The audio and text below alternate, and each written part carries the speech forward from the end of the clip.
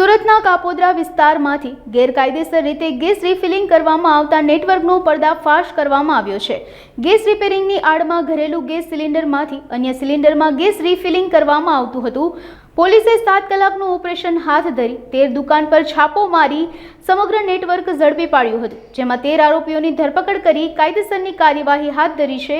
આરોપીઓ દ્વારા ગેરકાયદેસર કેવી રીતે ગેસ રિફિલિંગ કરવામાં આવે છે તેનો પણ ડેમો બતાવ્યો હતો, જેમાં લોકોના જીવ સાથે જોખમ તો ઊભું કરી જ રહ્યા છે, સાથે જ પોતાના જીવ પણ જોખમમાં મૂકી રહ્યા હતા। કાપોદ્રા પોલીસ દ્વારા 41 મોટા ગેસ સિલિન્ડર, 5 નાના ગેસ સિલિન્ડર અને હાઈટેક રીતે ગેસ રિફિલિંગ કરી શકાય તે રીતના સાધનો જપ્ત કરવામાં આવ્યા છે। પોલીસ કમિશનર શ્રી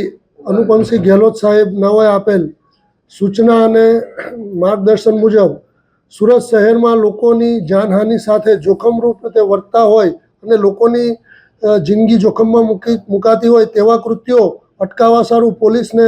કાર્યવાહી કરવા માટે સૂચના આપેલ હોય, જે અનુસંધાને સેક્ટર 1 વાબાંગ જમીન સાહેબ, ઝોન પોલીસ કમિશનર શ્રી ભક્તિ ઠાકર સાહેબની સૂચના અને માર્ગદર્શનના આધારે coin Shri MB અવસુરા Kapodra police station નાઓને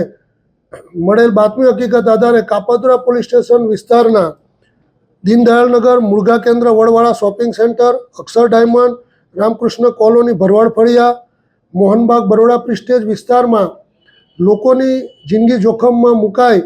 અને લોકોનું મૃત્યુ નિપજે તે રીતે ગેસની મોટી બોટલોમાંથી નાની બોટલો રિફિલિંગ કરી અને તેનું વેચાણ કરતા હોય